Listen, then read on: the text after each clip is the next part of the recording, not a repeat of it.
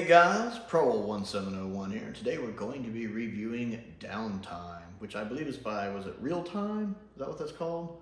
And of course it is one of the fan productions, I should say fan productions, that came out during the wilderness years. I believe this came out in '95.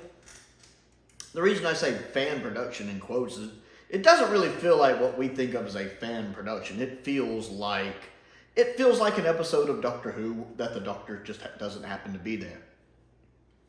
It's got a lot of the cast from Doctor Who in it, the supporting cast, a lot of the companions, with the actors playing their respective parts.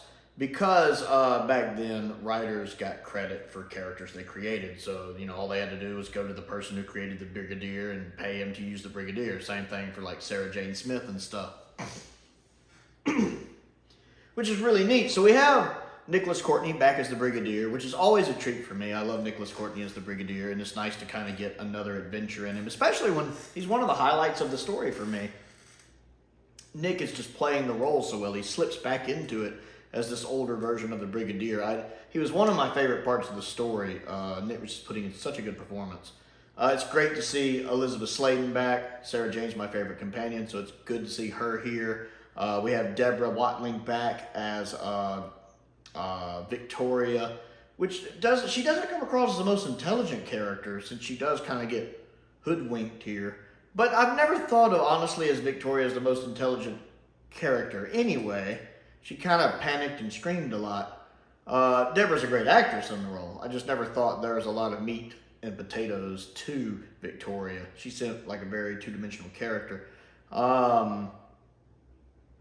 We have her father, Jack Watling, back as Professor Trevors, which is really neat. And I kept having to remind myself that while Jack is her father in real life, he's not her father in the story, because she goes on, at the beginning, especially about wanting to see her dad again, her dad in the story from Evil of the Daleks, in canon. And I kept mixing that up with Professor Trevor, since he's actually played by her father, Jack.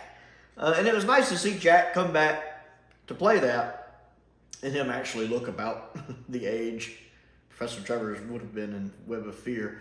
And how that ties in with the Great Intelligence. It's a great way of bringing the Great Intelligence back. Very clever. It's nice that they snuck Jeffrey Beavers in there too. I did notice that. And it's directed by Christopher Barry, another famous Doctor Who name, Christopher Barry, who directed several episodes of classic Doctor Who, including the Daemons. I know a lot of you guys love the Daemons. So, you have a Doctor Who, professional director at the helm. And one of the things I love is everything feels like it's done in a professional manner. All of the actors feel like they're giving it 100%. Nobody feels like they're phoning it in. Nobody feels like they're just there for a paycheck. They feel like they're there making an episode of Doctor Who that just doesn't happen to have the Doctor in it. And so I definitely give points for that. I love the directing. There are times when, especially when the Brigadier's entering a dream state, the camera does these weird camera tilts and shifts that are really cool to kind of let you know something's going on when he's drifting in and out of that dream state. I really like it, and how the story does that, where sometimes the character's not sure where they are, and as the audience, we might not be sure.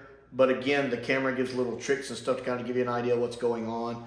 The story itself is pretty good. The idea of the Great Intelligence living in the computer actually ties in with the Bells of St. John. And the Bells of St. John almost feels like an evolution of the idea presented here, with the intelligence going from possessing people in the classic show to existing in computer banks and different computer generators like it is here in Downtime, to basically living in the internet itself and in the Wi-Fi in the Bells of St. John. It feels like a natural progression, and Downtime is just kind of the missing link in the story of the Great Intelligence that I wasn't aware of. And so I love that. That's another thing I love about this story. This story slots into the canon really well, especially if it's taking place in, say, 1995 when it came out. It feels like it slots right in there perfectly. It doesn't really have any issues where it's messing up things with canon for me. So it's very easy to mentally make this story canon in your mind if you want. It's nice to see the introduction of Kate Stewart, or here, Kate Lethbridge Stewart, and how, of course, she's not aware of UNIT at the time. She doesn't know all the stuff her dad did. It's very easy to see that this might have been her introduction to UNIT, her segue into getting into UNIT. I didn't realize she had a child. That's never been addressed in Modern Who, her having a son. But it's never been stated, I think, that she doesn't have children in Modern Who either. So I still don't think it's contradicting Downtime here. And I do believe Downtime was the one that first introduced Kate, as I recall. And it's nice to see that possibly that character has been brought over, probably to honor Nicholas Courtney, in the Modern series, even though it's a different actress playing her here. But it's easy to see, they look similar. The actress here could definitely be a younger version of Gemma. They look close enough to where it works, it fits. And I love the fact that we get some fleshed out backstory on the Brigadier, in the sense that you kind of see what him being in UNIT and fighting to save the world cost him personally. It looks like he's estranged from his wife. This was the first time he's spoken to his daughter in 6 years. And you kind of feel the weight of what his civic duty and his military obligations cost him in his personal life, which really, again, adds another layer to the Brigadier for me. And that's just something he had to kind of, reconcile with his life, and something he had to just set his mind, well, I guess not at ease, but just something he had to come to terms with, that saving the earth with all this stuff, and he couldn't tell his family what he was doing because it's classified, could have cost him his relationship with his daughter and his wife, and that's interesting. It's interesting. It's nice that there doesn't feel like any certain main character. It feels like a very ensemble thing. I enjoy a lot of the location work. The guy who's helping with the computers with the glasses, the actor playing him, is doing fine. I didn't expect some of the tricks in the story, like when the ball jumps on him and he turns into a Yeti. Did not see that coming. I was like, they can just turn people into Yetis now? Okay, you know what? I'm there for it. It passes. I thought, well, the first time I saw that happen, I was like, what the? I'm there for it. I'm totally there for it. The Yeti looked pretty decent. I mean, nothing to write home about, but they were fine. They probably work better in black and white, but they're fine. I didn't mind it. The group, the New World Order group or whatever, that I could see a brainwashing cult thing like that existing. So that's not stretching the imagination. Some of the effects haven't aged the best, like the lightning in the sky. Some of the lightning shooting around in the sky, and some effects look a bit fan project-y. It's 1995.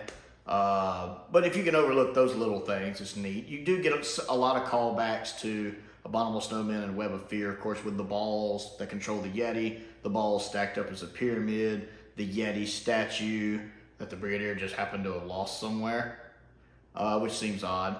And then even the little triangle thing.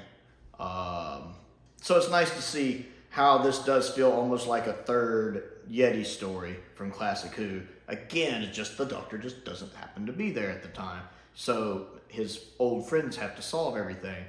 I enjoyed this. Again, it slots into canon so well. I love the direction. Again, keeping in mind, it's Christopher Barry directing. It doesn't feel like a fan video. It feels like an episode of Doctor Who, but whoever was playing the Doctor that day had another commitment, so he just couldn't show up in that episode.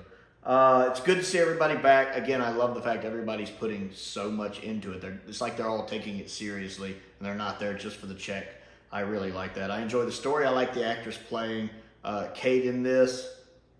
I thought it was a lot of fun. I'd always wanted to see it. I've heard a lot about it. It always seemed to have good hype.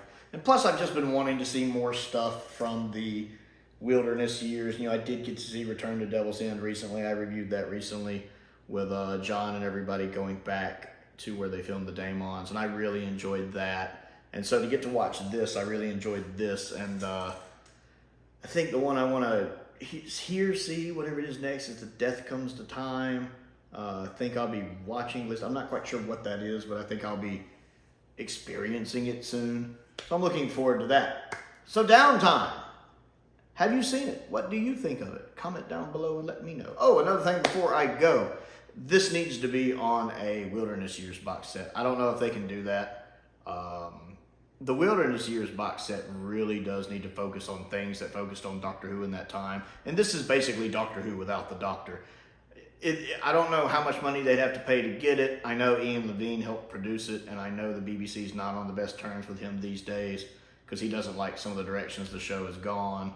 But I really wish they could meet some kind of in the middle there and make some kind of arrangement, because some of these real-time adventures, some of these non-Doctor Who things that were so big in the 90s, you know, kind of the only Doctor Who we got in certain parts of the 90s really, they need to be on there. They're kind of essential for the Wilderness Years, in my opinion. They're important aspects of the time between 89 and 2004, and they're, at least what little bit I've seen, like, again, Return to Devil's End and Downtime, they're both really good. I really enjoyed them, and I feel like if there's a way where they can afford to have them on there, if it doesn't cost too much to do that, pay the money and get them on there, and then maybe charge a little more for the box set. I'd pay a little more for the box set to have them on there, to be honest. If you got to charge an extra $10, charge an extra $10. I would pay it.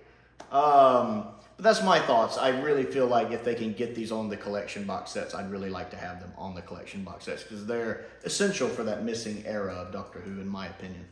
So I'd like to know what you think. Comment down below and let me know.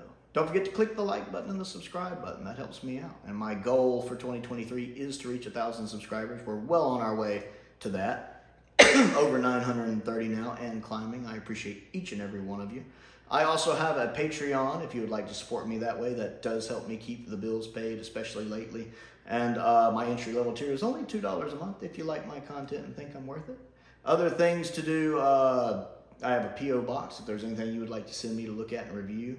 And a link to my Amazon wish list is down there as well. I'd like to give a shout out to some of my top tier patrons, Stephen Crane, Colin Coney, and Finn Perkins. I appreciate their support, as I do the support of all of my patrons. And most importantly, thank you for watching.